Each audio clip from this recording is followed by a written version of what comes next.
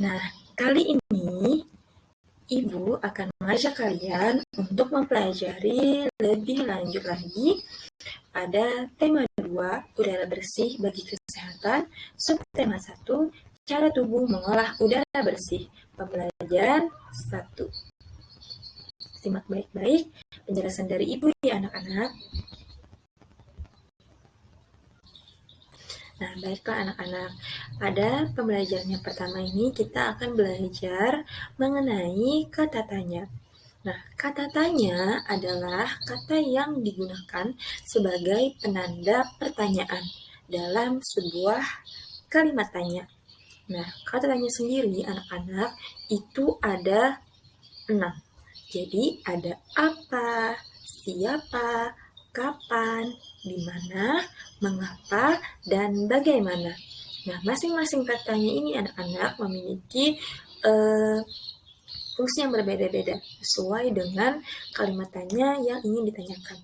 Misalnya, kata tanya apa itu banyak digunakan untuk menanyakan hal atau peristiwa yang terjadi.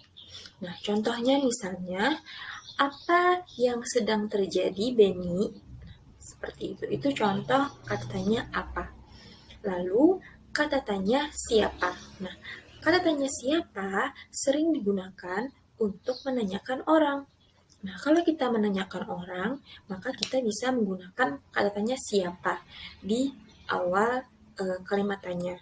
Contohnya, siapa yang sedang duduk di kursi itu?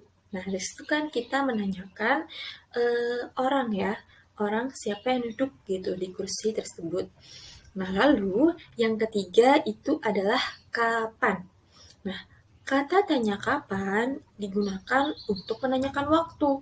Nah, jadi kalau kita sedang bertanya tentang waktu, maka kita bisa menggunakan kata tanya kapan. Nah, contohnya, kapan Ibu pergi ke pasar? Nah, di situ kan menanyakan waktu ya, menanyakan tentang kapan nih Ibu berangkat ke pasar, seperti itu, pukul berapa, atau sudah lamakah, atau barukah baru berangkat, seperti itu. Nah, itu kan menanyakan waktu ya anak-anak. Kemudian yang keempat itu adalah kata tanya di mana. Nah, yang biasanya digunakan untuk menanyakan tempat. Nah, jadi kalau kita bertanya tentang tempat, kita bisa menggunakan kata tanya di mana. Contoh kalimat tanyanya adalah, di mana kamu membeli bando itu? Nah, di situ kan menanyakan tempat ya, tempat membeli bando, seperti itu anak-anak. Kemudian yang kelima belum yang terakhir. Yang kelima adalah kata tanya mengapa. Nah, kata tanya mengapa banyak digunakan untuk menanyakan alasan ataupun sebab. Nah, jadi kalau kita bertanya tentang alasan suatu peristiwa atau suatu kejadian atau apapun itu, kita bisa menggunakan kata tanya mengapa di awal kalimatnya anak-anak. Contohnya, mengapa kamu menangis? Seperti itu kan bertanyakan sebab ya, menanyakan alasan kenapa Nina menangis misalnya, seperti itu. Setelah kita bertanya, maka mungkin ada yang menjawab seperti itu, dia menangis karena tadi terjatuh misalnya. Nah, terus yang keenam atau yang terakhir ya ini adalah bagaimana. Nah, kata tanya bagaimana digunakan untuk menanyakan cara. Nah, jadi kalau kita bertanya tentang cara atau bertanya tentang hal-hal yang sifatnya seperti cara-cara seperti itu anak-anak ya, itu bisa menggunakan kata tanya bagaimana. Contohnya, bagaimana kamu membuat kue itu, Nina misalnya. Nah, di situ kan dia menggunakan katanya bagaimana ya untuk menanyakan cara membuat kue. Nah, seperti itu anak-anak. Mudah kan bagaimana menggunakan kata tanya? Jadi kalau kalian nanti diminta dalam satu tugas misalnya untuk menggunakan kata tanya, kalian sudah tahu apa saja sih fungsi-fungsi dari kata-kata tanya, dan semua itu memiliki fungsi ataupun kegunaan yang berbeda-beda ya sesuai dengan kata tanyanya. Nah, di sini Ibu memiliki sebuah teks anak-anak yang berjudul Dayu dan Ikan Hias. Nah, Ibu bacakan ya teksnya. Dayu dan ikan hias. Dayu memelihara banyak ikan hias berjenis ikan mas koki. Ikan-ikan hias itu dipelihara dalam sebuah akuarium. Setiap hari, Dayu memberi makan ikan-ikannya.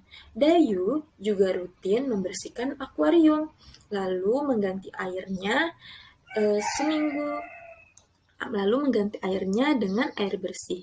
Kegiatan itu ia lakukan seminggu sekali. Nah, Dayu senang melihat ikan-ikan dalam akuarium, berenang ke sana kemari. Dayu memperhatikan saat mulut ikan-ikan itu terbuka dan menutup, seolah-olah ikan-ikan itu selalu menelan air. Dayu bertanya-tanya, apa yang dilakukan ikan-ikan itu ya? Nah, anak-anak, dari teks yang kita baca tadi tentang Dayu dan ikan hias, coba kalian jawablah pertanyaan pada setiap kotak bagan di bawah ini. Nah, di sini Ibu memiliki 6 buah kotak bagan yang berisi pertanyaan-pertanyaan. Kalian jawab ya anak-anak. Nah, untuk yang pertama, itu apa nama jenis ikan hias yang dipelihara? Kemudian, siapa yang memelihara ikan hias? Yang ketiga, di mana ikan hias itu dipiara? Lalu, yang keempat, kapan ikan hias itu diberi makan?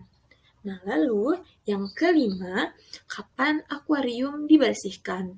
Dan yang keenam, apa yang diperhatikan Dayu saat melihat ikan-ikan hiasnya? Mudah kan anak-anak? Kalian jawab ya pada buku tugas kalian. Ada 6 soal yang harus kalian jawab. Nah, ini sesuai dengan kata tanya yang kita bahas tadi anak-anak. Untuk menjawabnya, kalian perhatikan lagi teks tentang Dayu dan ikan hias tadi.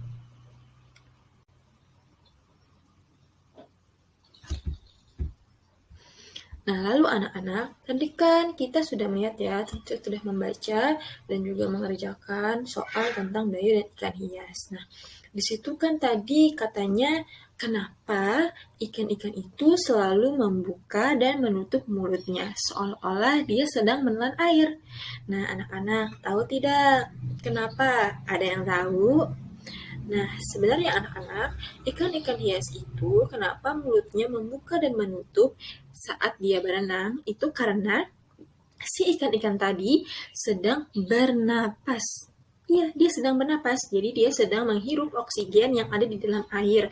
Kemudian dialirkan menuju insang untuk diolah menjadi jalan pernapasan. Diolah menjadi udara yang masuk, oksigen tadi yang masuk tadi diolah di insang ikan untuk menjadi oksigen dialirkan ke seluruh tubuhnya untuk dia bernapas tadi, biar dia tetap bisa berenang di air. Seperti itu anak-anak. Nah, lalu memang pernapasan pada hewan itu seperti apa sih? Apakah berbeda dengan pernapasan pada manusia? Nah, coba kita lihat ya anak-anak.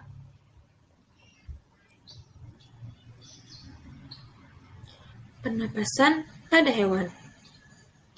Nah, seperti manusia, hewan juga bernapas untuk mengambil oksigen dan membuang karbon dioksida. Namun, sistem pernapasan pada hewan berbeda dari manusia. Bahkan, sistem pernapasan pada hewan pun berbeda-beda sesuai dengan jenisnya. Berikut sistem pernapasan pada beberapa jenis hewan. Yang pertama adalah alat dan sistem pernapasan pada cacing tanah atau permes. Nah, cacing tidak mempunyai alat pernapasan khusus nih anak-anak. Cacing bernapas melalui permukaan kulitnya. Iya, cacing bernapas dengan permukaan kulitnya. Nah, kulit cacing itu selalu basah dan berlendir untuk memudahkan penyerapan oksigen dari udara. Oleh karena itu, cacing menyukai tempat yang lembab untuk menjaga agar kulit tubuhnya selalu basah dan berlendir. Di bawah permukaan kulit cacing yang tipis terdapat pembuluh udara.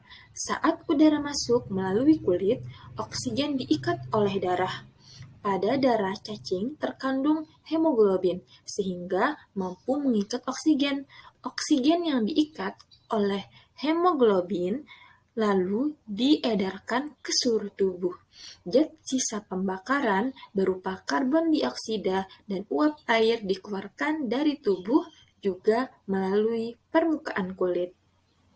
Nah, jadi cacing tadi bernapasnya menggunakan kulit ya anak-anak, dan kulit cacing itu tipis dan juga terdapat pembuluh udara. Nah, udara masuk melalui kulit, kemudian diikat oleh darah, darah yang mengandung hemoglobin, mampu mengikut oksigen, setelah itu diedarkan ke seluruh tubuh. Jadi, kalau dilihatnya sepertinya sederhana ya anak-anak, cara cacing ini bernapas.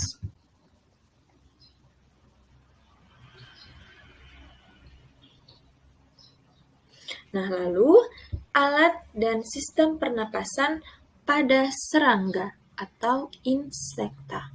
Nah, seperti hewan lain, serangga bernapas dengan menghisap oksigen dan melepaskan karbon dioksida. Nah, namun alat pernapasan serangga berbeda dengan hewan lain. Alat pernapasan serangga berupa trakea, yaitu sistem tabung yang memiliki banyak percabangan di dalam tubuh. Nah, percabangan trakea disebut trakeola. Nah, trakea mengedarkan oksigen langsung ke semua sel tubuh dan organ serta menyerap karbon dioksida dari semua sel tubuh untuk dibuang. Udara memasuki trakea melalui pori-pori kecil di permukaan tubuh serangga yang disebut spirakel. Selanjutnya, udara tersebut beredar melalui pembuluh udara kecil. Sel-sel tubuh mengambil oksigen langsung dari pembuluh udara kecil itu. Karbon dioksida dari sel akan mengalir ke trakeola, lalu dibuang melalui lubang spirakel. Nah, mungkin kalau untuk serangga agak lebih rumit ya anak-anak. Lebih sederhananya, si serangga ini bernapas dengan menghisap oksigen dan dia melepaskan karbon dioksida. Nah, namun karena alat pernapasan berbeda dengan hewan lain, maka serangga sendiri mungkin agak lebih rumit seperti itu ya jalan pernapasannya. Nah, kalau tadi si cacing bernapas dengan menggunakan kulitnya, maka si serangga ini bernapas dengan trakea, yaitu sistem tabung yang memiliki banyak percabangan di dalam tubuh. Nah, jadi trakea tadi yang mengolah udara yang masuk yang dihirup oleh si serangga dimasukkan ke dalam tabung yang banyak bercabang-cabang. Yang cabang-cabang ini disebut dengan trakeola. Nah, trakea mengedarkan oksigen langsung ke semua sel tubuh dan organ serta menyerap karbon dioksida dari semua sel tubuh untuk dibuang. Jadi kalau misalnya manusia seperti itu ya, bernapas dengan hidung, kemudian dialirkan sampai ke paru-paru, maka si serangga ini bernapas, tapi dialirkannya itu ke si trakea tadi yang menyebarkan oksigen ke seluruh tubuh, kemudian menyerap karbon dioksida. Jadi ini beda alat pernapasannya anak-anak. Nah, lalu kita ke yang ketiga. Yang ketiga adalah alat dan sistem pernapasan pada ikan. Nah, tadi kita sudah bahas ya sekilas di awal tentang ikannya Dayu tadi yang berenang-renang, kemudian mulutnya katanya membuka dan menutup seperti sedang menelan air, padahal si ikannya sedang bernapas ya anak-anak. Nah, semua makhluk hidup, termasuk ikan, anak-anak, memerlukan oksigen supaya tetap hidup ya. Jadi semua makhluk hidup, bahkan tumbuhan, pohon juga memerlukan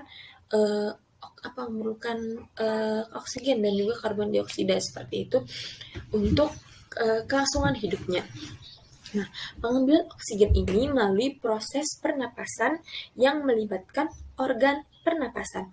Nah, ikan bernapas dengan organ khusus mirip saringan yang disebut insang. Jadi kalau kalian ya perhatikan ya, kalau ibu kalian sedang masak ikan, coba deh kalian perhatikan. Biasanya di bagian bagian kepalanya itu kalian buka, di situ ada semacam kayak saringan deh, kayak saringan sih. Dia berjaring-jaring seperti itu yang dinamakan insang. Nah, Lalu, insang ini berbentuk lembaran tipis berwarna merah muda dan selalu lembab. Coba deh, nanti kalian pulang ke rumah, kalian di rumah ya, lihat ibu kalian yang sedang menyajikan seperti itu, membersihkan ikan. Kalian lihat apakah di bagian belakang kepalanya itu ya, di bagian dalam kepalanya itu ada lembaran tipis warnanya merah muda, berlendir, lembab seperti itu namanya insang. Nah, biasanya ibu-ibu ya anak-anak, ibu-ibu kalian tuh kalau beli ikan, biasanya mereka memperhatikan insangnya. Kalau insangnya masih merah muda, masih segar, itu berarti ikannya masih baru ditangkap seperti itu anak-anak ya. Nah, lalu untuk memperoleh cukup oksigen nih anak-anak, mulut ikan dan insang itu bekerja bersama-sama seperti pompa air. Nah, pertama-tama tutup insang anak-anak nih, tutup insang itu menutup secara bersamaan. Lalu mulut terbuka dan dinding mulut itu mulai mengembang. Jadi kayak ini mengembang. Jadi kayak dia menghisap air tapi ini mengembang pipinya. Saat itulah air terisap masuk. Kedua, rongga mulut kemudian menyempit dan mulut menutup ya, secara bersamaan. Lalu tutup insang tadi terbuka.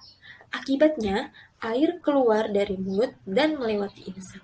Saat itulah oksigen dari dalam air terserap dan karbon dioksida dikeluarkan. Jadi seperti itu ya. Jadi kalau kita lihat-lihat, kok ikan ini mulutnya buka tutup terus sih? Sebenarnya di situ dia sedang menghirup air ya, airnya dimasukkan gitu, dihirup, disaring di insang untuk diambil oksigennya anak-anak, seperti itu. Nah, lalu yang keempat adalah alat dan sistem pernapasan pada hewan amfibi. Nah, katak termasuk hewan amfibi, yaitu hewan yang hidup di darat dan di air. Jadi dia hidup dua alam ya, di air bisa, di darat pun juga bisa. Saat masih berupa kecebong, katak hidup di dalam air dan bernapas menggunakan insang. Jadi ya memang karena hidup di dua alam seperti itu, si kataknya ini dia memiliki insang karena kan dia bisa berenang ya si kecebongnya. Nah, insang kecebong terletak di luar tubuhnya dan terdiri atas lembaran-lembaran kulit halus mengandung kapiler darah. Nah, coba kalian lihat ya, kalian amati gambarnya. Insang itu ada di luar anak-anak, beda dengan ikan yang ada di dalam kepalanya. Lalu, setelah berumur 9 hari, kecebong bernapas menggunakan insang dalam. Insang dalam akan menyusut seiring mulai berfungsinya paru-paru, dan katak muda pun tumbuh menjadi katak dewasa. Katak dewasa bernapas menggunakan paru-paru dan permukaan kulit. Jadi sudah dewasa nih ya si katak ini, ternyata dia juga tetap bisa nih memiliki dua organ pernapasan. Jadi pakai paru-paru bisa, pakai kulit pun juga bisa. Di dalam paru-paru terdapat banyak gelembung udara yang sangat kecil, berselaput dan penuh dengan kapiler darah. Di dalam gelembung udara, oksigen diserap dan karbon dioksida dikeluarkan. Selain dengan paru-paru, katak juga bernapas melalui kulit. Jadi, permukaan kulit katak itu selalu basah agar memudahkan penyerapan oksigen dari udara. Jadi, si katak ini dia unik ya, pakai paru-paru bisa tadi ya, pakai kulit juga bisa. Nah, oleh karena itu ya anak-anak, katak sendiri kalau dia bernapas dengan kulit ya, otomatis si kulit dia selalu basah. Jadi kalau kalian megang katak ya, itu pasti nggak mungkin kalian pasti lihatnya katak tuh kayak basah gitu badannya, karena tadi dia juga bisa bernapas dengan kulit gitu. Karena itulah kulitnya itu pun juga lembab seperti itu, mirip-mirip kayak cacing sih anak-anak ya. Tapi pakai paru-paru pun juga bisa si katak ini bernapas. Nah, sekarang yang kelima, alat dan sistem pernapasan pada reptil. Hewan yang termasuk jenis reptil itu ada ular, kadal, cecak, buaya, dan biawak. Jadi kalau kalian ya lihat di rumah kalian ada cicak, berarti di rumah kalian tuh juga ada reptil yang sebangsa dengan ular, kadal, buaya, dan biawak. Wah, agak serem ya. Nah, reptil bernapas itu menggunakan paru-paru. Nah, jadi jangan salah ya, si reptil ini bernapas dengan paru-paru. Nah, udara masuk melalui hidung. Jadi si reptilnya di hidung ya. Lalu ke batang tenggorokan dan menuju ke paru-paru. Paru-paru reptil terletak di dalam rongga dada dan dilindungi oleh tulang rusuk. Paru-paru reptil sederhana dengan beberapa lipatan dinding yang dapat memperbesar permukaan paru-paru. Namun, paru-paru kadal dan buaya itu lebih paru-paru kadal dan buaya itu lebih kompleks ya dengan beberapa bagian yang bertekstur ya anak-anak. Jadi untuk karena mungkin dia agak lebih besar ya, karena itu udara yang diserap pun juga lebih banyak. Makanya paru-parunya itu agak lebih kompleks, lebih rumit seperti itu. Tapi untuk cicak dan ular itu dia sederhana. Jadi cuma ada paru-paru yang berada di bagian rongga dada, kemudian dilindungi oleh tulang rusuk ya supaya nggak hancur gitu paru-parunya kalau terluka atau bagaimana. Nah lalu dalam paru-parunya tadi ada lipatan dinding yang dapat memperbesar permukaan paru-paru ketika oksigen masuk. Wah seperti itu anak-anak penjelasan dari reptil.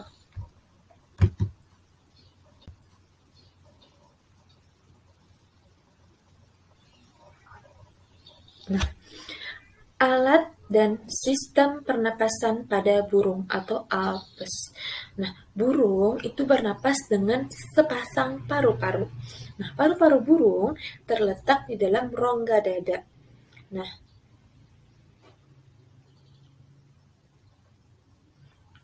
udara yang mengandung oksigen masuk melalui lubang hidung pada pangkal paruh sebelah atas. Selanjutnya, udara masuk ke pembuluh udara yang disebut trakea. Dari trakea, udara sebagian masuk ke paru-paru dan sebagian lagi masuk ke kantong udara. Burung menghirup udara sebanyak-banyaknya saat tidak terbang. Sebaliknya, saat terbang, burung tidak menghirup udara. Udara dihembuskan dari kantong udara tadi. Nah, jadi anak-anak ya, saat burung itu hinggap di pohon misalnya atau sedang tidak terbang, dia akan menghirup udara dengan banyak sekali untuk disimpan di dalam apa namanya? Kantong udara. Nah, kantong udara tadi udara disimpan, jadi ketika dia terbang, kantong udara tadi akan mengeluarkan udara sehingga si burung ini tidak perlu menghirup udara lagi.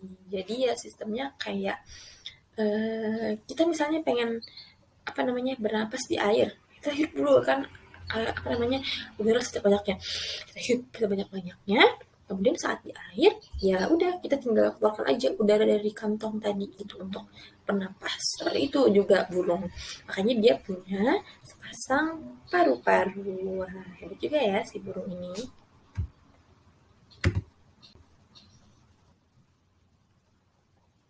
Nah, kantong udara burung berfungsi sebagai tempat menyimpan udara. Saat tidak terbang, burung menghirup udara sebanyak-banyaknya. Udara yang dihirup itu kemudian disimpan dalam kantong udara. Saat terbang, burung tidak menghirup udara, melainkan mengambil dari kantong udara. Kantong udara juga membantu burung saat terbang, membantu mencegah hilangnya panas tubuh yang terlalu besar dan memperkeras suara. Jadi memang dia multifungsi sekali anak-anak si kantong udara tadi. Coba kalian lihat nih, tuh kantong udara yang di bawah anak-anak dekat sama ekor, sedangkan paru-parunya ada di atas, seperti itu. Sangat unik ya ciptaan Tuhan.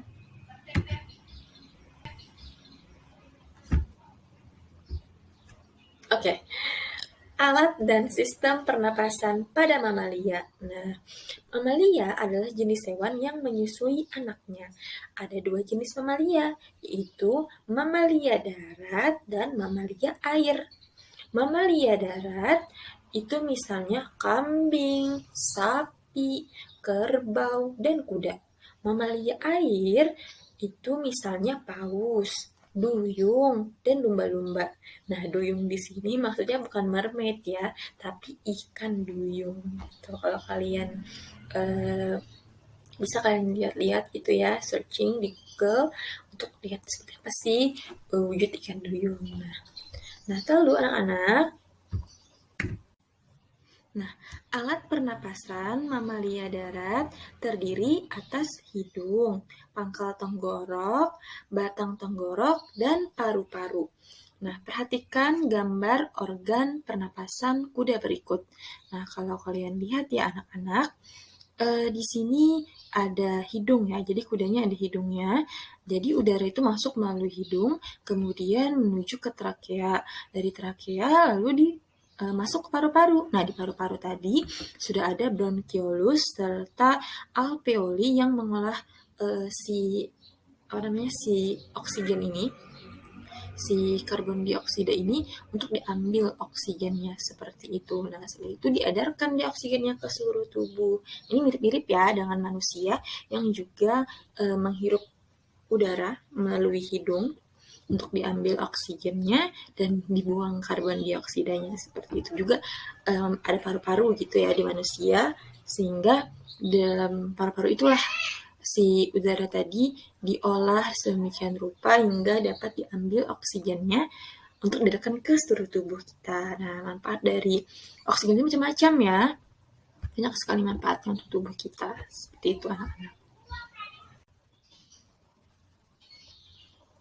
Nah, pada mamalia air, hidungnya itu dilengkapi dengan katup. Jadi ada katupnya di sini, ini ada katupnya.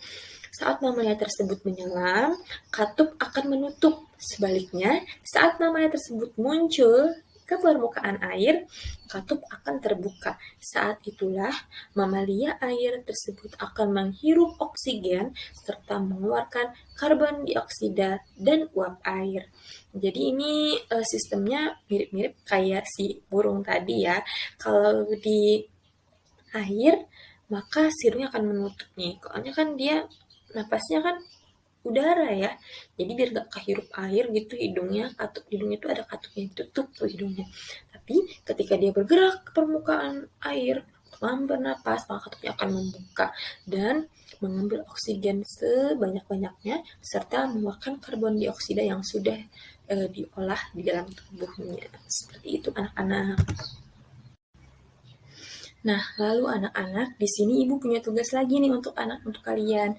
Jadi di sini Ibu punya tabel tentang hewan, alat pernapasan, serta cara kerja organ pernapasannya. Jadi misalnya hewannya di sini ada cacing tanah ya.